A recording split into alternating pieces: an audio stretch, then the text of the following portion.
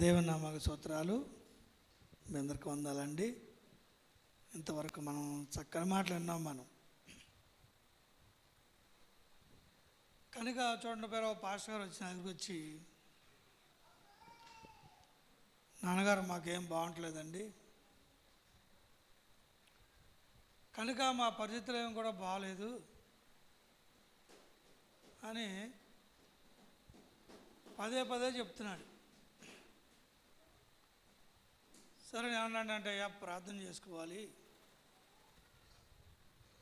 చెప్పినప్పుడల్లా నేను ప్రార్థన చేసుకోవాలంటున్నాను. ఆయన చెప్పినప్పుడల్లా నేను ప్రార్థన చేసుకోవాలయ్యా, దేవుణ్ణి అడగాలి, దర్శనం సంపాదించుకోవాలి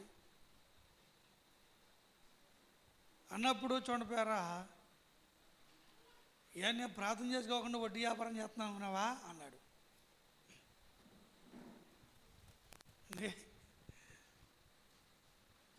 కనుక పేరా, నేనేమైనా ప్రార్థన చేసుకోకుండా వడ్డీ వ్యాపారం చేస్తున్నానా? నేను ప్రార్థన చేసుకుంటున్నా కదా. కనుక వ్యసన పడిపోయాడండి. సరే, అప్పుడు నేను అన్నానంటే, అప్పుడు మేటగా నూరుకుని కాసేపు ఉన్న తర్వాత దగ్గరికి ఆగచ్చాను, అయ్యా నీ విశ్వాసం వచ్చి కష్టాలు చెప్పినప్పుడు నువ్వేం చెప్తావు అన్నా. నీ విశ్వాసం వచ్చి నీకు, నాన్నగారు మా ఇంట్లో బాగుంటలేదు, నా భర్త నా మాట వింటలేదు, అది నా భార్య నా మాట వింటలేదు, కనుక అన్నప్పుడు నువ్వేం చెప్తావా అన్నా. ప్రార్థన చేసుకోమని చెప్తాను అన్నాడు. మరి నేనేమన్నాను? నేనేమన్నా తప్పన్నానా? నేను కూడా ప్రార్థన చేసుకోమని చెప్పాగా.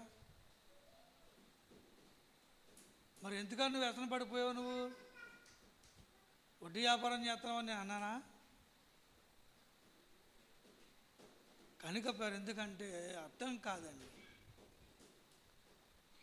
ఒక కష్టం వచ్చినప్పుడు చూడపోయారా, మనం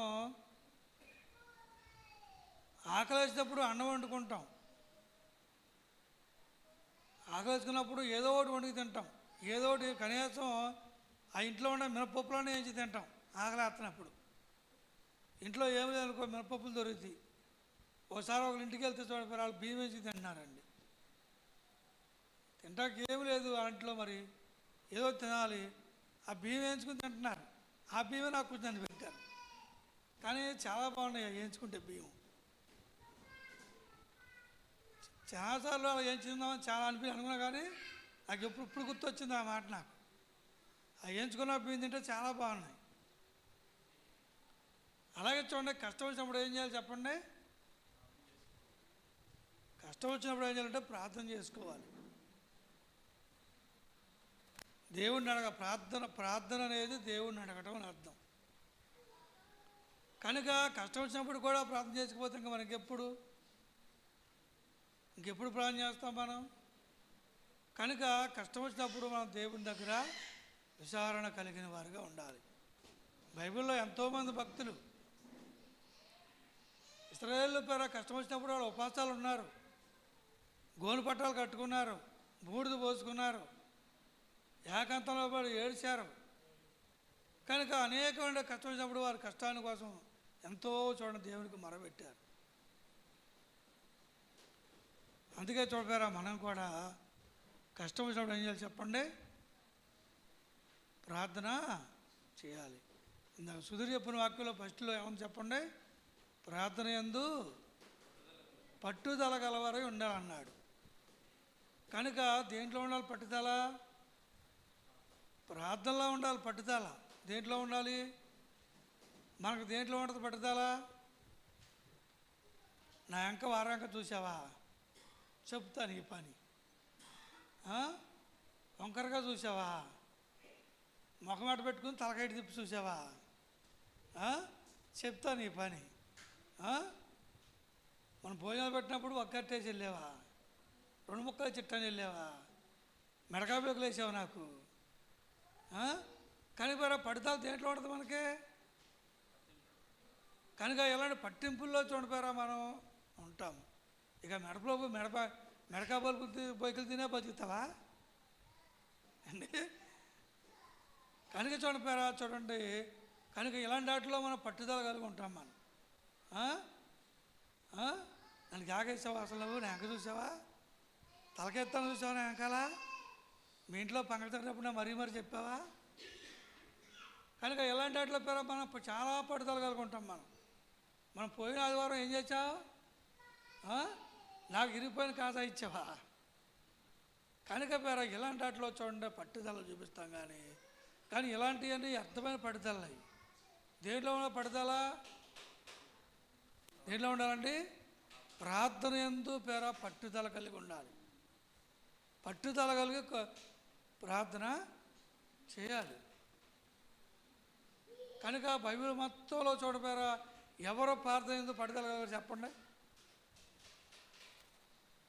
చాలామంది ఉన్నారు బైబిల్లో, కానీ ఎక్కువగా మనకు కనిపించేది ఎవరో?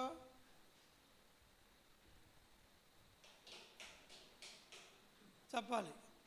బైబిల్లో చాలామంది ఉన్నారు, ప్రవక్తలు ఉన్నారు, చాలామంది సేవకులు ఉన్నారు, కానీ ఎక్కువగా మనకు కనిపించేవారు దావీదండి. దావీదు ప్రార్థనతో పట్టుదల గలవాడు. ఆయన చిన్నప్పుడల మట్టు కూడా పట్టుదల గల మనిషి. ఆయన ధైర్యవంతుడు అండి. కనుక దేవునితో భయభక్తులు గలవాడు. ఆయన పట్టుదల కలిగినటువంటి వ్యక్తి. అలాగే చూడపేర మనం ప్రార్థన యందు పేర అన్నిటికంటే ముఖ్యంగా ప్రార్థన యందు మనం పట్టుదలగా ఉన్నప్పుడు ప్రతి విషయంలో కూడా చూడపేర మనం ప్రార్థన చేసినప్పుడు దేవుడు సమాధానం చెప్తాడండి. ఒకవేళ సమాధానం చెప్పకపోయినా, అనుకున్న మాట దేవుడు చెప్పకపోయినా మనం బాధపడకూడదు. ఆయనకి ఇష్టం లేదు, చెప్పలేదు. మనకి ఇష్టమైన చెప్పాలి ఏముంది? మనకి ఇష్టమైన చెప్పాలని ఎప్పుడు దేవుడు మనం అడగకూడదు. మనకి ఇష్టమైనది చెప్పు ప్రభుని ఎప్పుడు అడగకూడదు. అట్ట బైబిల్ ఎప్పుడు కూడా ఆయన చిత్తం వరకే మనం తలవంచాలి. నీ చిత్తం అయితే అన్నట్టుగా ఉండదు తప్ప, ప్రభు నువ్వు చెప్తావా చెప్పవా, చేస్తావా చేయవా, చూస్తావా చూడవా, వింటావా వినవా అని చూడపోయారా. అలాగా దొంగ మీద కత్తిలాగా చూడపోయారా. ఎప్పుడు కూడా దేవుడి దగ్గర ఆంక్షలు పెట్టకూడదండి. ఆంక్షలు పెట్టకూడదు. కానీ కొన్ని విషయాల్లో మనం ఆంక్షలు పెట్టాలి దేవుడికి. కానీ చాలా విషయాల్లో 199 విషయాలు ఆంక్షలు పెట్టకూడదు. ఆయన చిత్తానికే మనం తలవగ్గాలి అండి. 1% వరకే మనం దేవుని మీద ఖచ్చితంగా ఈ కార్యం నువ్వు చేయాలి ప్రభు అనేది 1% వరకే మనం పెట్టాలి అండి. మీలో ఎవరికైనా శ్రమ కలిగినా ఏం చేయాలి? వాళ్ళు చేతులు పైకెత్తడం అనేది చాలామందికి అర్థం కాదు. ఏదో చేయత్తమని ఉన్న బైబిల్ అని చెప్పి చాలామంది చేతులెత్తి ఆరాధన చేస్తూ ఉంటారు. చేతులు మాట చేతి ప్రాణం చేస్తుంటారు. అలా కాదు. చేతులు పైకి ఎత్తామంటే నా చేతుల్లో ఏమీ లేదు ప్రభా, ఇక అంతేనా?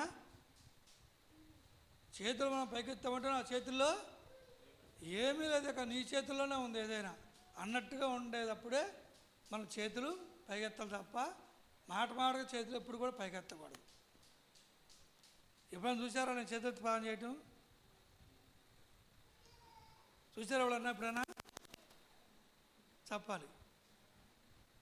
చూసేవారన్నా? ఎందుకని అనాథరంగా పైకి ఎత్తకూడదు చేతులు. మన చేతుల్లో ఏమి లేనప్పుడు దేవుడి మీద ఆనుకున్నప్పుడే చేతులు పైకెత్తుతాం. ఆ ప్రార్థన అప్పుడు దేవుడు అప్పుడు దాన్ని అది ఒక శ్రమ వచ్చినప్పుడు, ఒక కష్టం వచ్చినప్పుడు, మన చేతుల్లో ఏమి లేనప్పుడు దేవుడి మీద ఆధారపడినప్పుడు మన మీటింగ్ జరుగుతుంది, పెళ్ళ ఉరుగుతుంది. అప్పుడు ఏం చేయాలి? అప్పుడు మన వాహనాన్ని మనం ఆపలేము. ఏం చేయాలి? అప్పుడు ఏం చేయాలి? అప్పుడు చేతులు పైకెత్తాలి. అయినా నేను పైకెత్తాలి చేతులు. ఎందుకని దేవుడి దర్శనమే ఆధారం పెట్టుకున్నాను తప్ప అయినా సరే చేతులు మాత్రం పైకి లేకలేదు. చాలామంది ఆ వాక్యం ఉందని వ్యర్థముగా చూడపోయారు, చేతులు పైకి ఇచ్చుతారండి అండి. ఎవడు చేతులు ఎత్తితే దేవుడు ఆలకెత్తాడు అర్థం ముందు మారుగా తెలుసుకోవాలి మనం. ఎవడ చేతులు ఎత్తితే దేవుడు చేతులు ఆ ప్రార్థనలకు ఇస్తాడు. రెండోదిగా చాలామంది దేవుడికి అనేక విషయాలు చెప్పి ఆమె అనే మాట అవును గాక అని అర్థం. ఏదైతే ఇంతవరకు దేవుని మనం ఏమైతే అడిగామో అది లాస్ట్లో మనం ఏమంటాం చెప్పండి, ఆమెన్ అంటాం. ఆమెన్ అన్న వాళ్ళని పద్దాక ఆమె అనకూడదు అండి. దేవునికి అనుకూలమైనటువంటి అడిగినప్పుడే మనం దాన్ని అప్పుడు ఆమెన్ అనాలి. మాట మాటకి మే అంటే అర్థం ఏంటి? ప్రతిదానికి మే అంటే అర్థం ఏంటి? ఇక అవును కాకంటే అయిపోద్దా? అవ్వదు. అవ్వాల్సిన దాని కొరకే దాన్ని ఆమెన్ అనాలి. ఇంతవరకు చేసిన ప్రార్థన మేము అడిగిన దాన్ని అవును కాక ఆమెన్ అనే మాట అప్పుడు రావాలి. చాలామంది అర్థంగా మాట మాటకి ఎంత బడయో చెప్పండి. ఎంతో విలువైనటువంటి మాట అండి అది. ఎంతో విలువైన మాట. నువ్వు గంట చెయ్యి, 2 గంటలు చెయ్యి, 3 గంటలు చెయ్యి, లాస్ట్ అనే మాట అది ఎంతో విలువైనటువంటి మాట. అది ఎంతో భయభక్తులతో అనాల్సినటువంటి మాట ఆమెన్ అనే మాటని ఏమని చెప్పండి. ఇప్పుడు ఏం పెట్టేది దానికి? మే అంటే సగం మింగేసి సగమే. కనుక నాకైతే చాలా హృదయం చురుక్కుమంటదండి అలా విన్నప్పుడు. చాలామంది బడాయిగాళ్ళు లైవ్లో కూడా చూడిపోయారు మే అంటాం. నేను చాలా చూశానండి. నేను చెప్పండి, బడాయి భక్తి గలవాళ్ళు అంటారు దాన్ని. ఆ మాట ఎంతో ప్రాముఖ్యమైనది. అది ఇంతసేపు మనం ప్రభుని ఏమైతే అడిగామో, ప్రభుకు మనం ఏమైతే చెప్పామో అది అవును గాక అని అర్థం. కనుక దాన్ని కూడా చాలామంది అర్థమైనటువంటి ఉత్తరిస్తారన్నమాట. మే అని మే అని ఏదో మేనెలా మేకర్సినట్టు అండి. ఎందుకని భయభక్తి, దేవుడు అంటే భయం లేదు వాళ్ళకి, వాక్యం అంటే భయం లేదు. కనుక దేవుని చిత్తం అంటే దేవుడు భయం లేనటువంటి వాడే అలాంటి మాటలు మాట్లాడేది, బడాయిగా మాట్లాడేది అండి.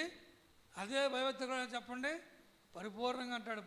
ఏదైతే దేవుడిని అడిగాడో ఆ మాటగా చూడండి, ఆమేన్ ప్రభు అంటాడు. అవును కాకయ్యా, ఈ కార్యం నువ్వు చేస్తావా నువ్వు అని దాన్ని పరిపూర్ణంగా దేవుడికి అప్పగిస్తాడు. అందుకని ఈరోజున చాలామందికి అర్థం కాదు. మూడవదిగా హల్లెలూయ. హల్లెలూయ అనే మాట దేవుని స్తుతించుట అని అర్థం. దేవుని స్తుతించుట. ఇక స్టేజ్ మీద ఉండి నేను హల్లెలూయ అన్నాను అంటే మీరందరూ దేవుని స్తుతించండి అని చెప్పాను అండి. కనుక ఏం చేయాలి అప్పుడు? మీరందరూ ఏం చేయాలి అండి? నేనల్లో అంటే మీరు అల్లో అంటున్నారు, స్టేజ్ మీద అల్లో అంటే కింద వరకు అల్లో అంటున్నారు. అంటే నువ్వు స్తుతించు. మరి అసలు దేవుని ఎప్పుడు స్తుతించాలి, దేవుని ఎప్పుడు స్తుతించాలనేది కూడా వాళ్ళకి అర్థం కాదు.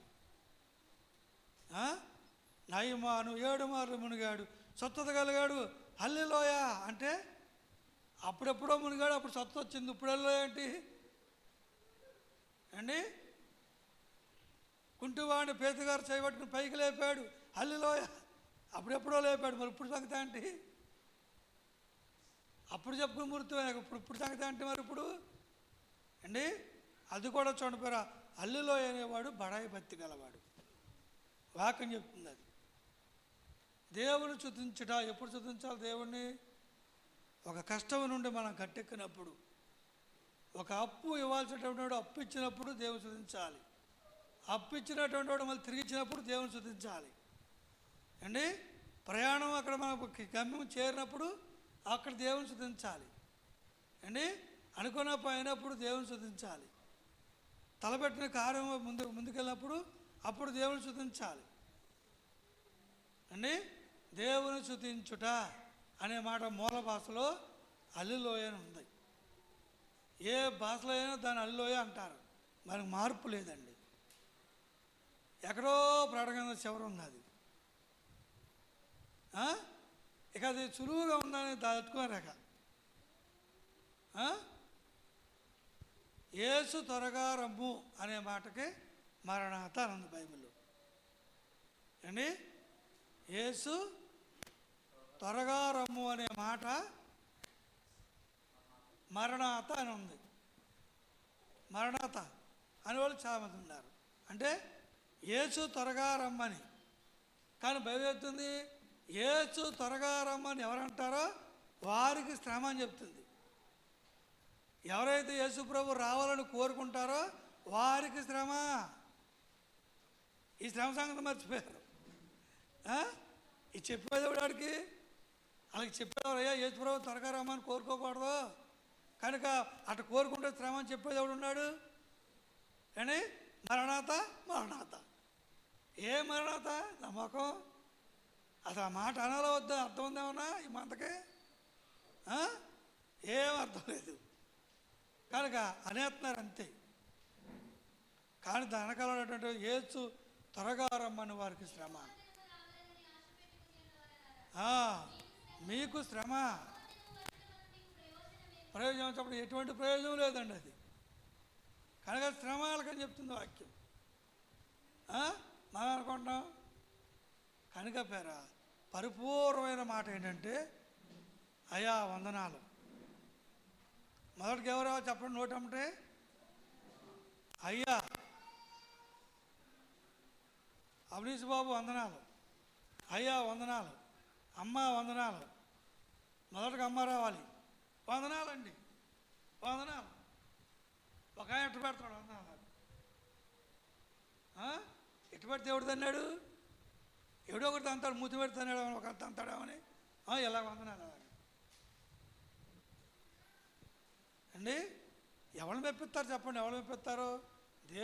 దేవుడు మెచ్చుకోవాలి. మనం పరిపూర్ణమైన వందనాలు పెట్టాలి మనం అండి. వందనాలమ్మా, అయ్యా వందనాలయ్యా. మాటలో తగ్గింపేది వందనాల వందనాలరా. కనుక చూడండి ఇష్టం లేనటువంటి వందనాలండి. ఏముంటుంది చెప్పడం దానికి? పరిపూర్ణటువంటి వందనాలు పెట్టినట్టు పరిపూర్ణటువంటి ఆశీర్వాదం నీకు వస్తుంది అండి. శుభకరముల పేర ఎందుకు చెప్పండి? ఎంతమంది చెప్పాడు వందనాలు? ఒకసారి చదవండి వాక్యం. యాకోబు రాసిన పత్రిక మాట వచ్చింది చదవండి ఒకసారి. నేను ముగించేస్తానేక. యాకోబు రాసిన పత్రిక మాట వచ్చిన దేవుని యొక్కయు ప్రభువైన యేసుక్రీస్తు యొక్కయు దాసుడైన యాకోబు అన్ని దేశములందు చెదిరి ఉన్న 12 గోత్రముల వారికి శుభమని చెప్పు రాయినది. చూసారండి ఎంతమంది చెప్పాడు? ఎంత చక్కగా చెప్పాడు భక్తులైనటువంటి యాకోబు. ఎంతమంది ఎంత చక్కగా చెప్పాడండి? అన్ని దేశములు చేరు 12 గోత్రం అందవారికి శుభమని చెప్పు రాయినది. ఒకరికిద్దరు కాదు. అవన్నీ దాంట్లో లేడించకపోతే ఏమైంది? శుభమని చెప్పు రాయింది అనవచ్చుకో మాట.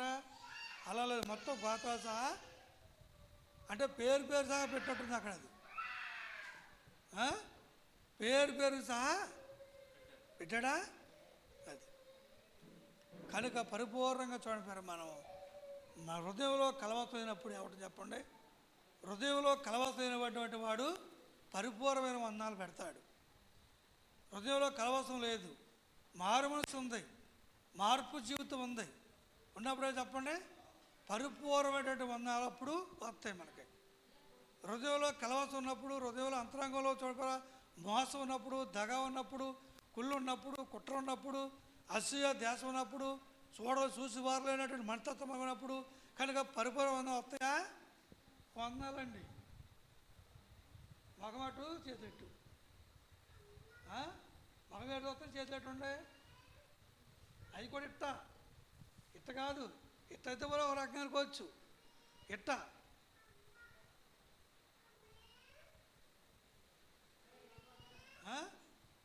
ఎలాగా? ఇష్టం లేనటువంటి వందనాలు, ఇష్టం లేనటువంటి ప్రయత్నాలు చెప్పండి. ఎవరు చెప్పమన్నాడు చెప్పండి? ఇష్టం లేకుండా నిన్ను చెప్పబోతే మానేసి కుదురు కూర్చో. మా పనులు తెలుసా? నోరు మూసుకొని కూర్చో, పళ్ళు రాలిపోతాయి అంతే. నోరు మూసుకొని కూర్చో, పళ్ళు రాలిపోతాయి వాళ్ళ అమ్మని. అంటే నోరు తెరిస్తే పళ్ళు రాలిపోతాయి. నోరు నిజంగా యథార్థమైన మాట అది. నోరు మాట్లాడినప్పుడు పళ్ళు రాలగొట్టుకుంటాయి ఖచ్చితంగా. అది యథార్థమైన మాట అది అండి. అదే నోరు మాడిపోతే ఏ పళ్ళు రావో, ఏ ఒళ్ళు తావో, ఏమవుతావు. యథార్థమైన మాట చెప్పండి అది. కనుక పేరా ఆ మాట అర్థం కాకపోయి యథార్థమైన మాట మాట్లాడింది ఎవరో ఆ పిల్ల. కనుక నేను చెప్పాను, మొగుడు బయలుదేరినప్పుడు ఎవరికైనా పళ్ళు రాలిపోతాయి, జాగ్రత్తగా ఉండండి. ఏం చెప్పండి, మొగుడు బయలుదేరి పిల్ల ఇప్పుడు చెప్తారు అప్పుడు.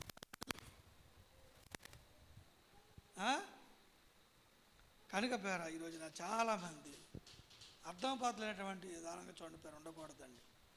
ఎందుకంటే పరిపూర్ణమైనటువంటి తిరిగి ప్రతిబంధాలు వస్తాయి. అది ఆశీర్వాదకరం అండి, దీవెనకరం. అది ఒకరొకరు గౌరవించుకోవటం అనేది దీవెనకరం.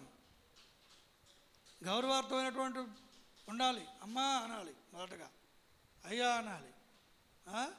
అంటాం మనం, కాసేపేమో నాన్నగారు అనాలంటాం, కాసేపేమో అయ్యగారు అనాలంటాం, కాసేపేమో పాస్గారు అనాలంటాం. మన వందనాలు 3 రకాలు. కాసేపేమో నాన్నగారు, కాసేపేమో పాస్టర్ గారు, కాసేపేమో అయ్యగారు. ఏరైనా ఒకటి పొలిదర కొట్టుకుంటాకి అయ్యగారు అన్నదే, నాన్నగారు అన్నదే, పాస్టర్ గారు అన్న అదే అండి. కాకపోతే కొద్ది దగ్గర జాగ్రత్త పేరా. ఎందుకంటే ఈరోజు చాలామంది అర్థం లేనటువంటి మాటలు మాట్లాడుతున్నారు. కనుక దేవుని భయం కలిగినటువంటి వాడు అండి ఎవరికైనా భయపడతాడు. దేవుడికి భయపడినవాడు ఎవరికైనా భయపడతాడు. దేవుడు భయపడినటువంటి వాడు ఇక రౌడీయే.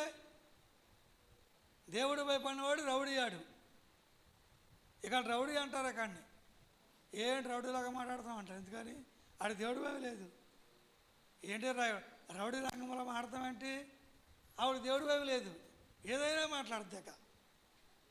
దేవుడి భయం లేదుగా, రౌడీ రంగం మాట్లాడతాక. అప్పుడు రౌడీ రంగం రై మీద పడిపోతాక. ఇక దేవుడి భయంలో రై పడిపోతాడు మీద. కనుక దేవుని భయం కలిగిన వాడు ఆలోచిస్తాడు. దేవుడు అంటున్నాడు, దేవుడు చూస్తున్నాడు, దేవుడు ఆలకిస్తున్నాడు. నా ప్రవర్తన, నా ఆలోచన, నా మాటలని దేవుడు చూస్తున్నాడు అని కొంచెం ఆలోచిస్తాడు. జాగ్రత్త పేర మనం దేవుని భయం కలిగి మనం ఉన్నాం. దేవుని పడితే చెప్పండి, ప్రార్థన యందు ఆవిడ ప్రార్థన యందు పట్టుదల కలగలది. కనుక దేవుని దగ్గర సమాధానం రాబడుతుంది. దేవుడి దగ్గర మంచి దర్శనం సంపాదించుకుంటాడు అనే ఆలోచన సంఘంలో టాక్ రావాలి. అయ్య బాబా ఆవిడ పేరు చెప్పావా, ఆయన పేరు ఎత్తావా ఇక నువ్వు? ఆవిడ భక్తి, ఆయన భక్తి ఏమన్నా చెప్పజాలేము. చెప్పండి,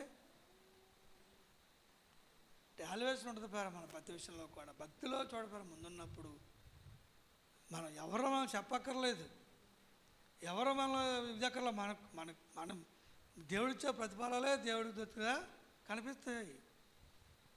అన్నీ కూడా కనిపిస్తూ ఉంటాయి. అన్నీ కూడా జాగ్రత్తగా గుర్తుపెట్టుకోండి. ఈరోజు నుంచి అన్న పట్టుదల కలిగి ప్రార్థన చేసి ఏం చేస్తారో ప్రార్థన చేసి పలవదేనండి. వచ్చే వారం కూడా పలవే శుభ్రంగా తినండి. కనుక కొద్ది మాటలు దేవుడు మీ అందరి హృదయాల్లో దాసి ఉంచిన గాక. ఆమేన్. మరి ప్రార్థనలు చెప్పండి.